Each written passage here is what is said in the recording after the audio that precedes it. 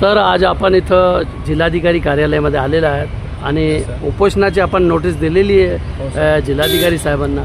तर सर, काय मागणी आपली आणि कशासाठी उपोषण करत आहात त्याबद्दल आमच्या दर्शकांना सांगा। सर, 2023 मध्ये 7/11/2023 मध्ये माझ्याकडून ऑर्डर मिळालेली आहे ज्येष्ठ नागरिकाच्या बाबतीत माझं घर मला ताब्यात मिळण्यासाठी, परंतु ते अद्यापही मला ताब्यात मिळालेलं नाही आहे। फक्त जिल्हाधिकारी कार्यालयातून पॉझिटिव्ह पत्र जात आहेत, पण संबंधित कार्यालयातून मात्र तिथून कार्यवाही होत नाही।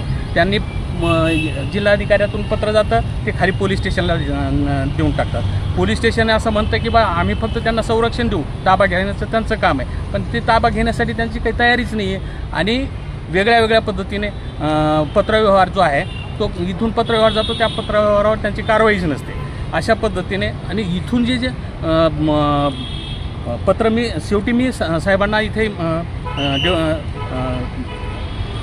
आपले कलेक्टर साहेब, डेप्युटी कलेक्टर साहेब निवासी त्यांना भेटलो। त्यांना मी ही कहाणी त्यांच्या लक्षात आणून दिली मी की म्हटलं बा तिथं पोलीस स्टेशनमध्ये अशा पद्धतीनं होऊ लागलं तर पोलीस स्टेशनवरही दबाव यायला पाहिजे अशा पद्धतीनं म्हटलं सीपीला पत्र द्या। सर, त्यांनी आपला मुद्दा म्हणजे स्टार्ट काय आहे तुमचे ते सांगा। स्टार्टमध्ये काय झालं, म्हणजे कशासाठी आपण अर्ज दिलेला आहे आणि कलेक्टर साहेबांचे कशासाठी भेट घेतली आपण?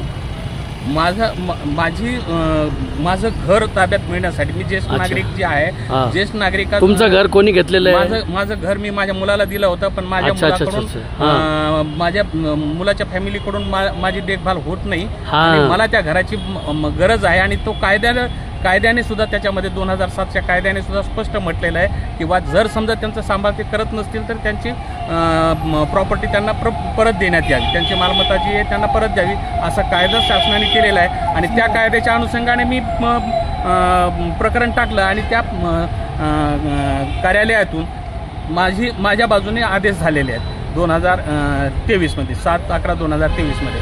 परंतु त्या 2023च्या ऑर्डरला अद्यापही म्हणजे त्याच्यावर अंमलबजावणी झालेली नाही। याला कारणीभूत केवळ फक्त ते संबंधित कार्यालय जे शासनाने जे नेमलेलं आहे ते संबंधित कार्यालय त्याच्यावर उदासीन आहे आणि त्या उदासीनतेमुळे माझ्या आदेशावर आत्तापर्यंत कार्यवाही झालेली नाही।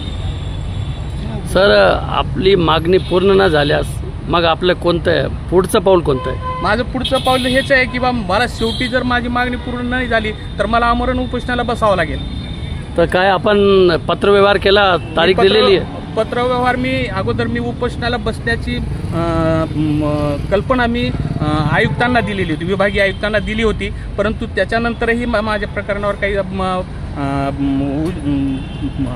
कार्यवाही होत नाहीये। त्याच्यामुळे मी आज मात्र म्हणजे आपणास समाधानकारक एकही उत्तर भेटलेलं नाहीये, त्याच्यामुळे म्हणून आपण आज मी समाधानकारक उत्तर न मिळाल्यामुळे मी आज मात्र उपोषणाची नोटीस दिलेली आहे। त्या उपोषणाच्या नोटीसमध्ये 19/2/2025 मध्ये मी जिल्हाधिकारी कार्यालयासमोर मी आमरण उपोषणाला बसत आहे। ठीक आहे, आपलं नाव? सर, माझं नाव उत्तम धनु राठोड। अच्छा, राहणार सातारा परिसर। ठीक आहे, धन्यवाद सर।